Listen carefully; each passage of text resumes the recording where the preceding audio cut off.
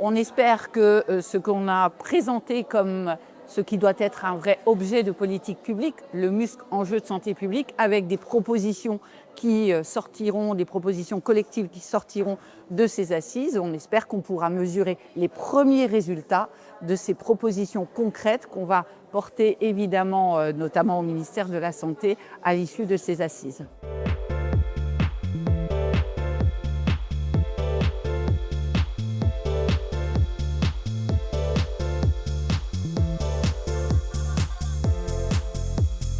J'ai trouvé que c'était de très belles assises. J'avoue que je me disais que peut-être il y aurait de la répétition par rapport aux précédentes, mais absolument pas.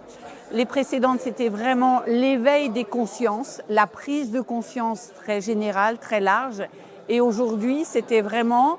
Alors, je vais plagier le mot de la fin du professeur Fabrice Chrétien qui disait « on parle de muscle dans tous ses états ».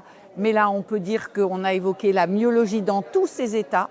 Et je dirais dans toutes les composantes, avec des spécialités très différentes, qui allaient de la recherche la plus fondamentale jusqu'à la partie médicale la plus fine. Et donc on voit que tous ces mondes-là, qui bien souvent travaillent en parallèle, doivent travailler tous ensemble au service d'un objet qui est le muscle enjeu de santé publique.